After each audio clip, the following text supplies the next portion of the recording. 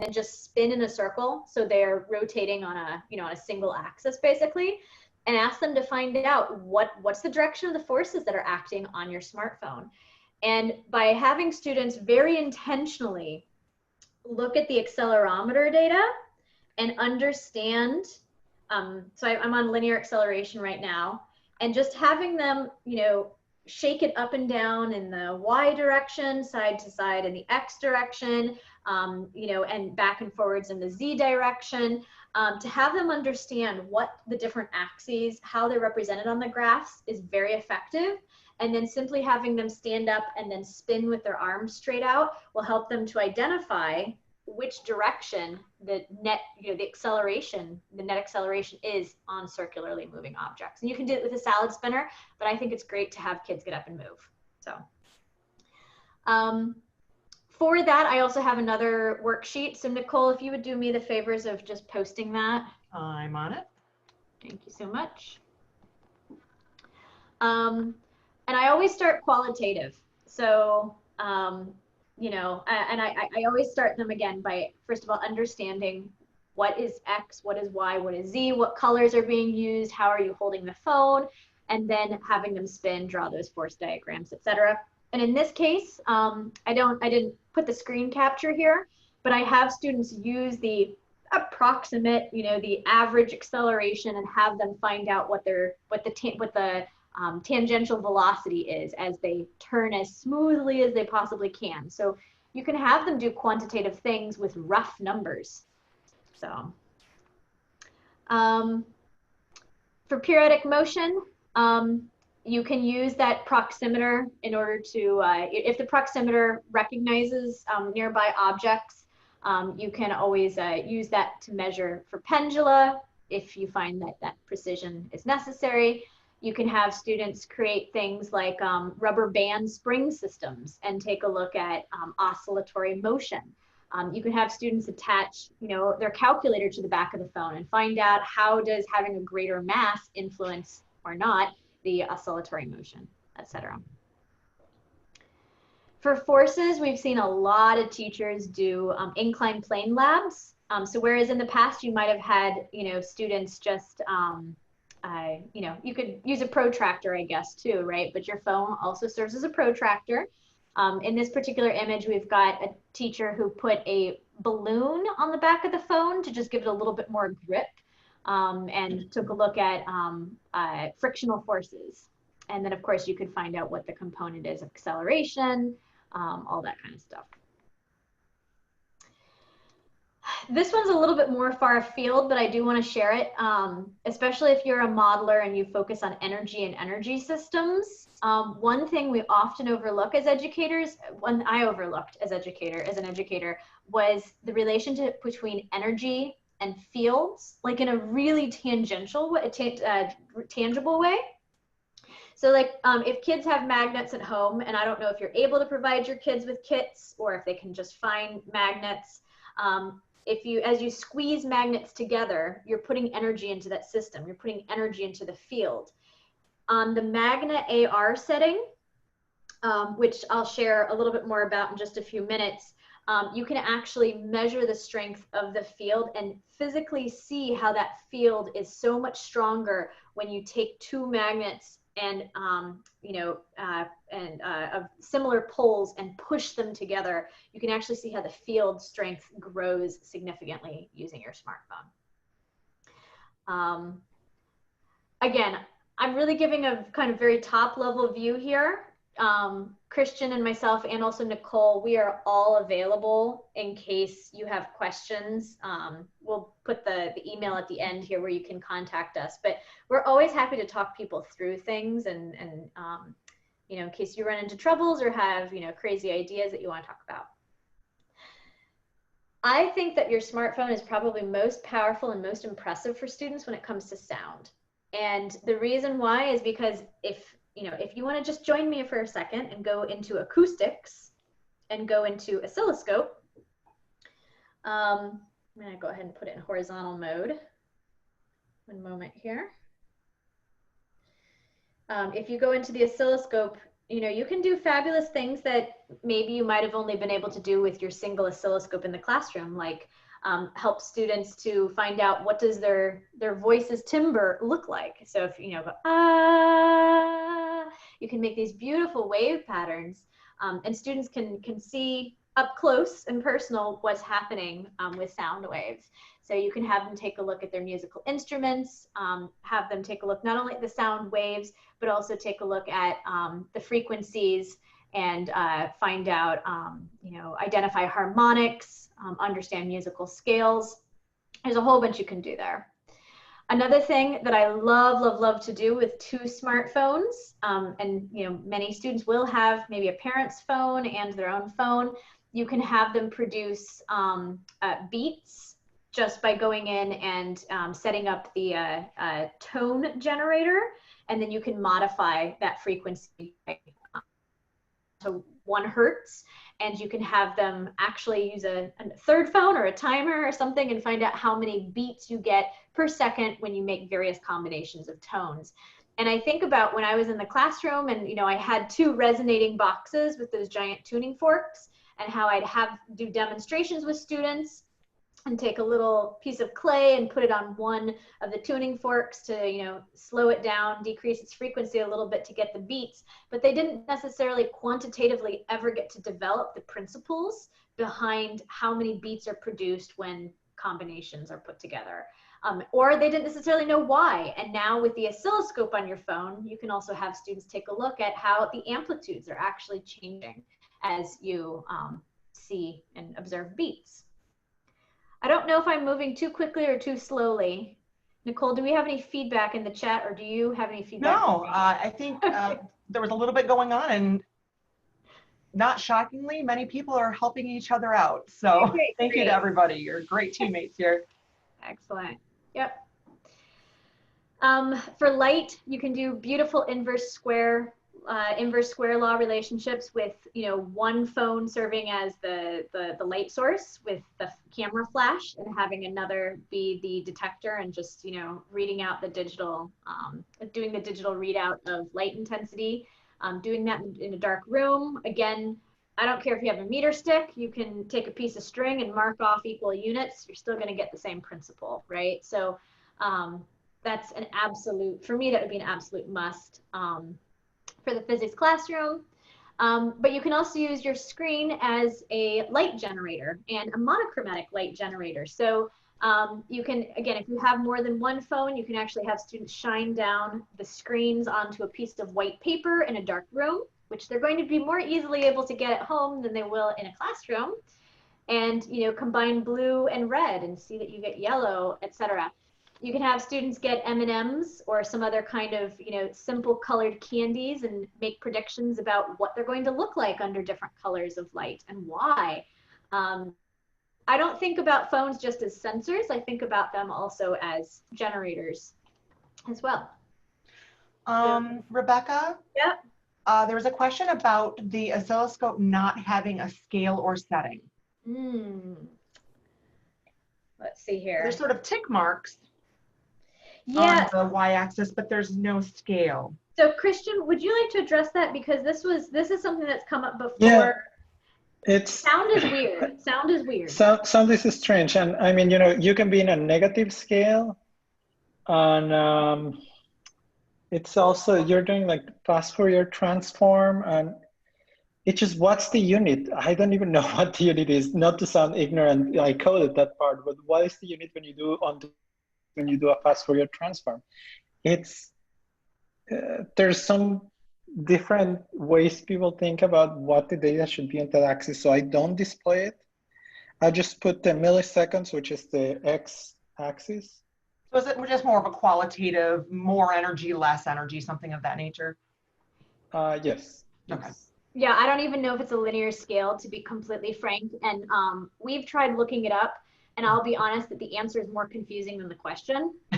So if we've got any folks who can help us to figure that out, that's fabulous. But again, like field energy in general, it's especially with sound and light, things are often really bizarre, really bizarre. So. And Christian, do the iPhones have no color generator? There's a couple people commenting that they aren't seeing it. Christian? And mute. I don't know where he went.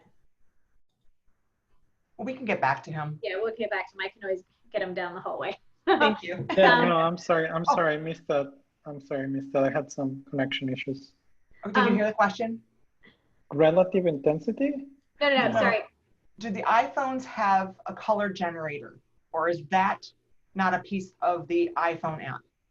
It's not a part of the Android iPhone app, but you can find the standalone color, Physics Toolbox color gen or generator on iOS. I haven't added it into the suite on iOS, but it's an individual app that you can download, and so it's not in the sensor suite that we've been looking at, but it is a standalone app that people can download. Yeah, okay, correct. Cool, okay, so thank you so much to everybody for bringing these things up, because what we frankly need from teachers right now is a list of, well, so we know what is there and what isn't there. Well, Christian knows better than I do, because I only use the Android phone. I'm going to be completely honest.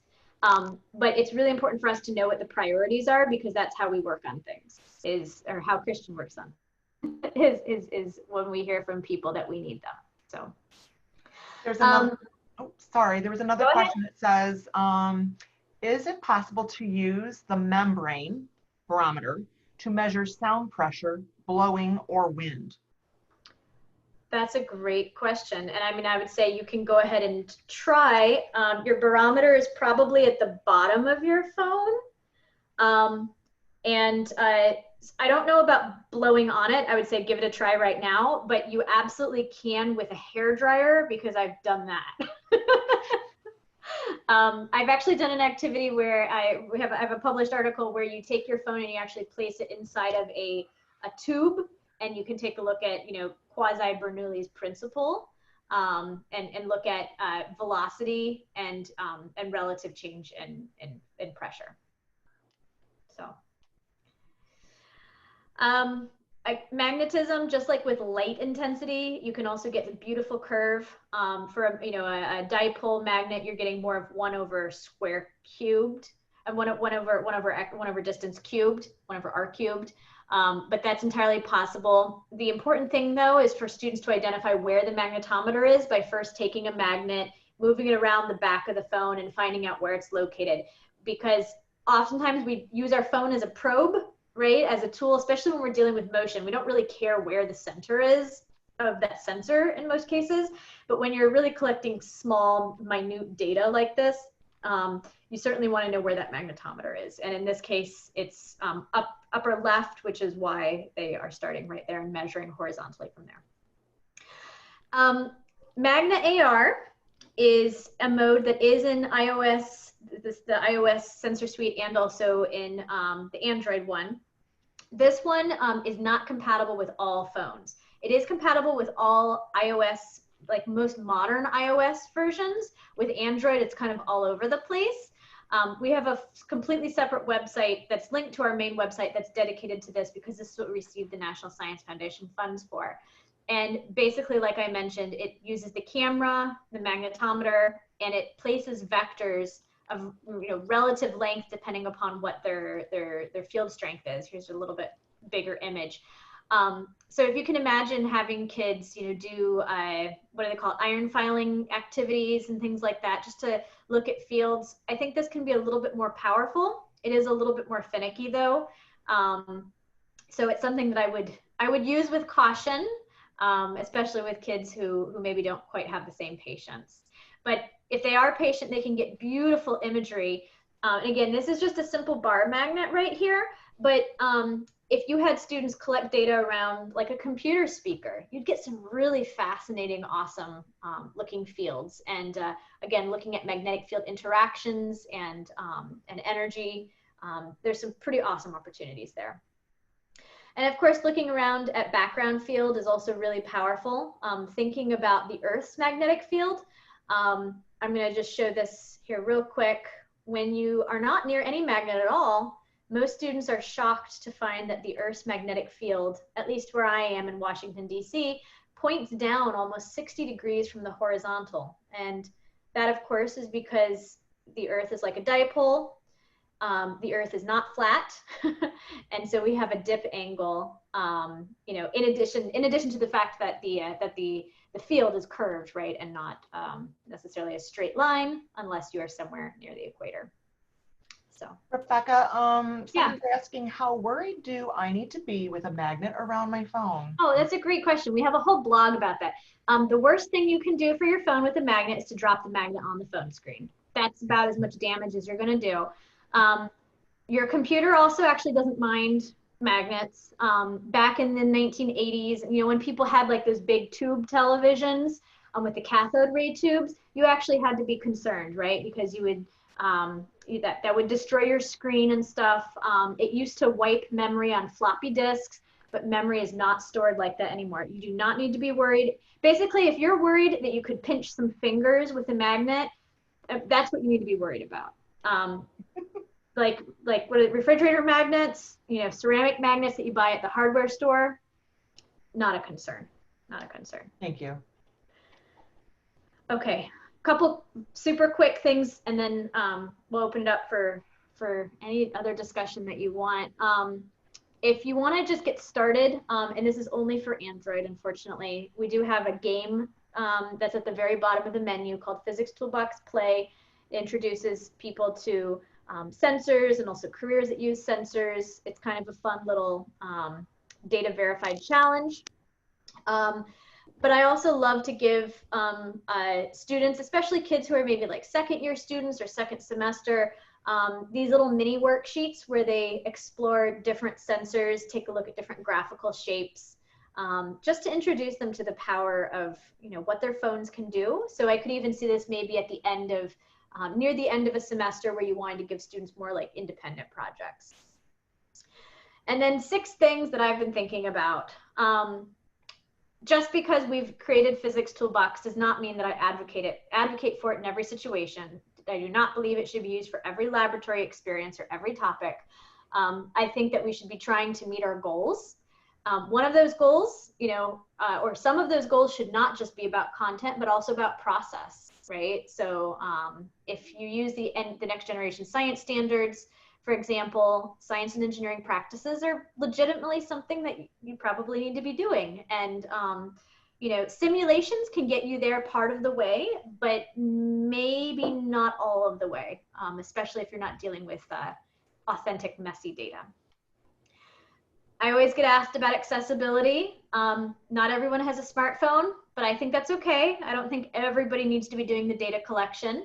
I think, you know, encouraging collaboration across groups digitally or across the, you know, virtually is completely fine. But I also strongly encourage teachers to give students assignments to do with parents and guardians and siblings in off time, so to speak. Like I used to do table talk activities where my students had to go, you know, have dinner with their parents and had to explain to them, you know, some kind of very small phenomenon. And I'd get these wonderful pieces of feedback from parents about siblings who got involved, etc. So involving parents is always a great thing. And then thinking about those who do have smartphones, every single smartphone is going to have an accelerometer, a magnetometer, and a microphone. So those are things that you can really feel like that you really trust. Keep in mind too, and I think Nicole mentioned this, in order to use something like Physics Toolbox, you don't have to have internet connection. So as long as you can get the app on it, like if you've got an old phone or a student has an old phone, you know, or, you know, there's extra phones laying around someplace, as long as they can, you know, get connected temporarily to the internet to get the app, it'll work. I always think we should start with qualitative and move to quant when it comes to introducing sensors for the first time. So I start with, you know, digital readouts, and then maybe moving to graphs, but just looking at general trends, and then looking at quantitative data, maybe even data that I'd want to export, which you can do from the phone in something like a CSV file, and then, you know, doing some real data analysis in, you know, another piece of software like, you know, Excel or Google Sheets. I also like to remind myself to not worry so much about the accuracy of data. So, having students find out approximately, how tall is a story of a house, right? What's the fastest you can run up the stairs, or what's the brightest of the brightest lamps in the house? And then, having them document how they came to these conclusions is more important sometimes than, getting an actually perfect result. And then there's plenty of interesting phenomena you can do with smartphones. Here's one right here. I just want to share. This person, I think in Spain, ended up taking their phone and connecting it to a little speaker and put a little pan of milk on top. And as they change the frequency, you get these phenomenal Chladni patterns. So standing waves, resonant waves, and in this case, something called cooter balls. I think I'm saying it right. But the point is, your phone can become a central phenomenon, right? And so don't overlook those kinds of things. The other thing I wanted to share, consider liability. Kids will do stupid stuff. Adults will do stupid stuff.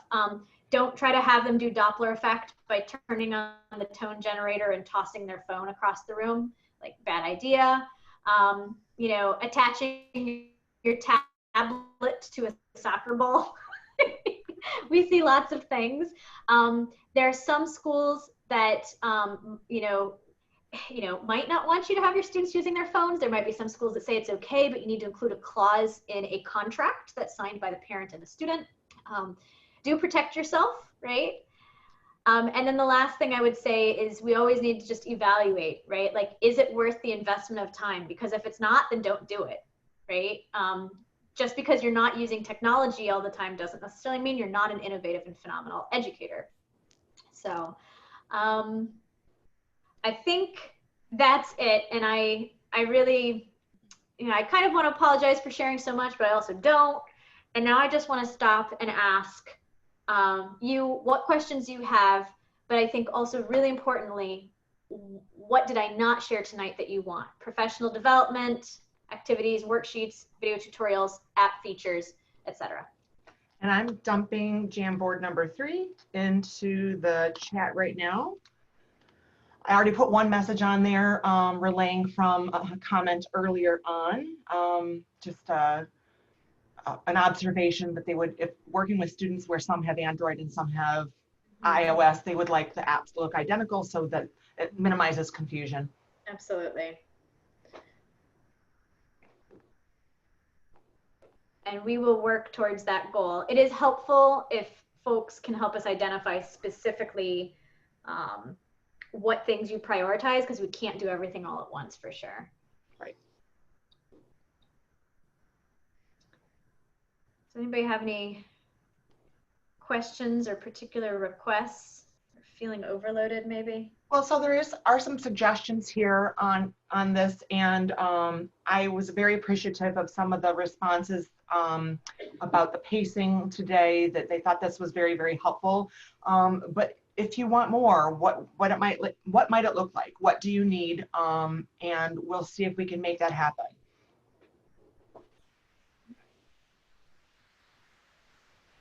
I actually teach computer science, not physics, but the idea of opening up in a very easy way the sensor capabilities of the phone into a simple language like JavaScript. Maybe Christian can respond to this if he wants, because most of them are accessible. The accelerometer is accessible, and to have kids be able to actually kind of make their own simple apps might be really interesting, at least from where I'm coming from. Hi, yeah. Hi, Stephen. Hi. Yes, so that is true. The smartphone sensors, some of them are actually available through the web. So through your web browser, you can access the accelerometer and I believe the gyroscope via JavaScript. So running in your phone, you can run just a web browser. You could have a website and just have a little, there's some limitations and all of that, but yes, the capability is there for the operating systems. Yeah, I'm not sure how that, you know, like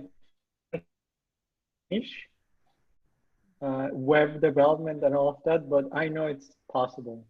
It's definitely It's more, possible. would be more just a question of some examples. But you're not really coding in a beginner language. But if you were coding in simple JavaScript, then you would be able to make some. Your examples are terrific all the way through. But you know, I would love to see the kids have some agency in terms of making a ball get bigger or smaller depending on how loud their voice is into the, and make the ball blue, make it turn red. When, you know, it's just a little bit more like fewer kind of goal-oriented physics concepts, which of course is what you guys want, but nevertheless, and kind of a framework for kids. P5JS, if you're familiar with that framework, very simple wrapper around JavaScript, and I teach almost everything with it.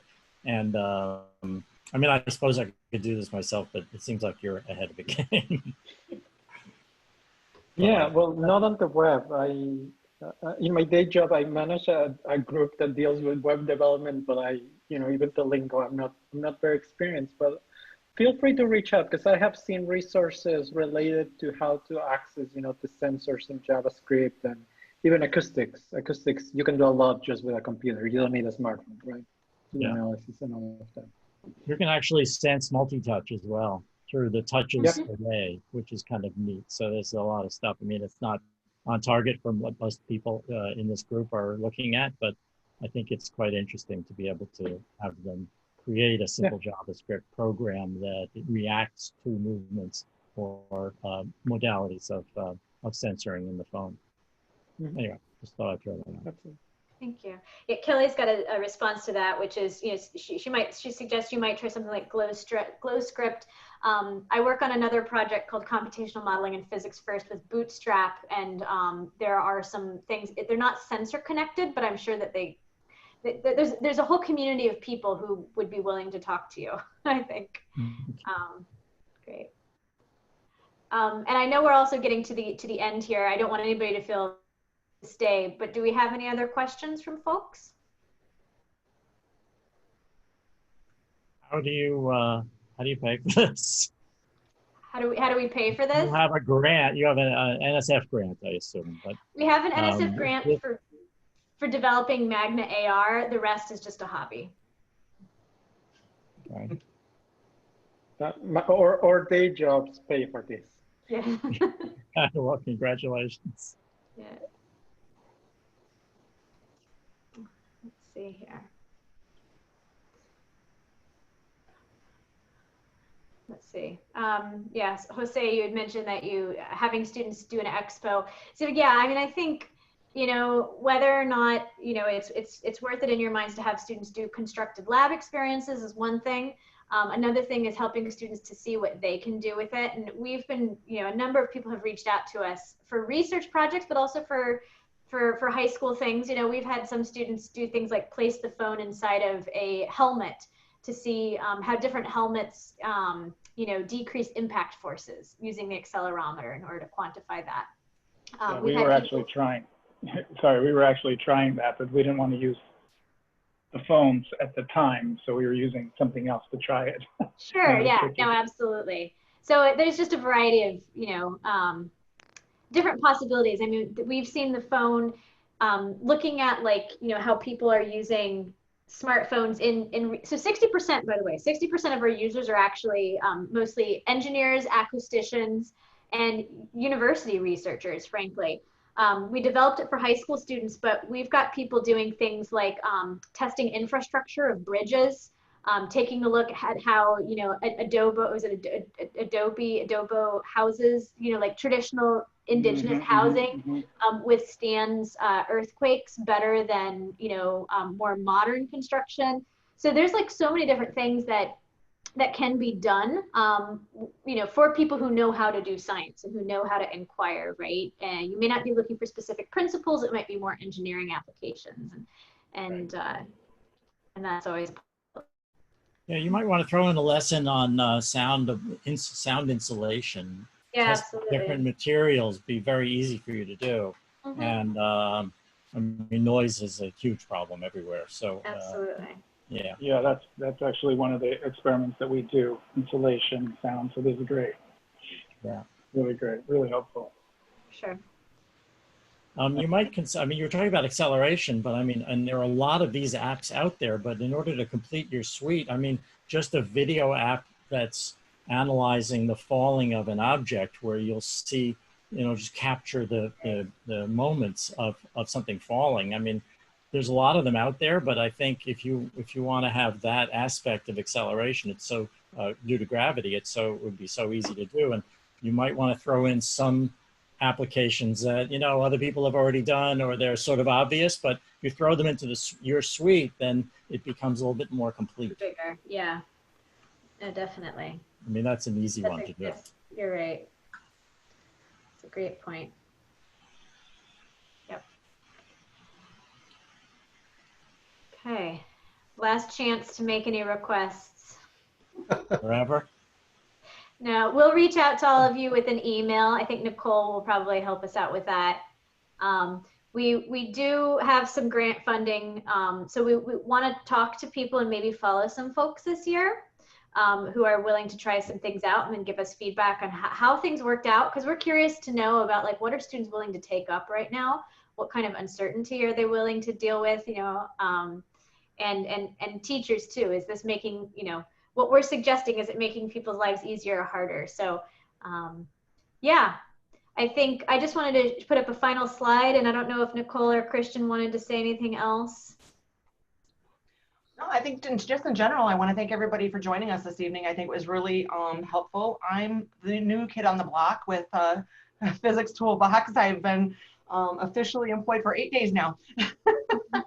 So I'm looking forward to continuing involvement and just looking for ways to help teachers, and especially with how things are, to make life a little easier for everybody. So. Yeah. So yeah, if you want to reach out to us proactively, all right, here. I'm hard time getting down to the final slides. Good grief. I think at the very bottom you can click on slide number. Okay, or that. Thank you. Yeah, crazy number of slides. I really strongly encourage people to write to us. First of all, that's fabulous. But also visit our website. I'll just show you our website like super quick.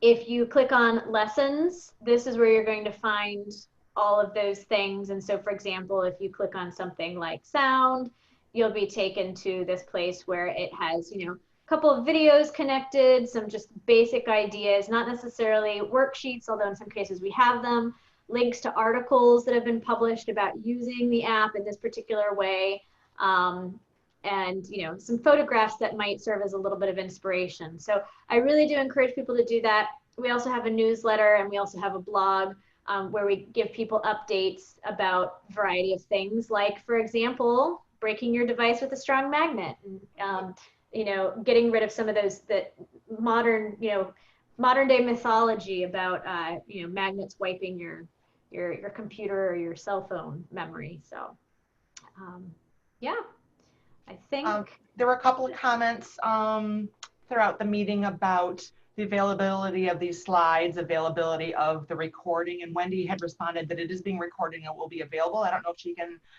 chime in and say when will it be available and how will it be made available?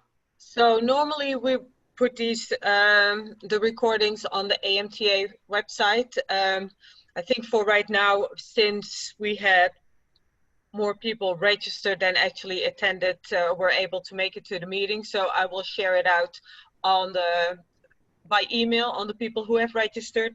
And then if we can add, I will add the chat, because that has a lot of the links in it. If we can add the Jamboard and the slides. So my computer is going to take its sweet time to transfer the video. So then hopefully, what's the date? Today is Wednesday. Buddy, I will have it up probably tomorrow, if not on Friday. Okay. And again, everybody who registered will have that emailed to them, yeah? Yes. And then I will also send you the email list. Oh, perfect. Thank you. For the follow-up. And who knows, maybe it's an idea I already put down a note for myself. Maybe we can do it again in either by the end of in December or maybe January, when there's an update or when you have been able to use feedback of the people who attended the session. Perfect. And I will go ahead and I'll just post the slide link right now in the chat for those who are curious about that. Oh, thank you. Because I know some folks are asking. So, okay. There's the slideshow in the chat, so feel free to grab that and do reach out to us. We're always curious to know about how people are using stuff. Great. Well, thank you so much, and thank you, Wendy, and thanks to the AMTA for hosting us tonight. You are very welcome. Thank you for willing to do the presentation tonight. And then everybody for attending. Thank you, everybody. Have a good evening. Bye, everyone. Thank you. Bye. Bye.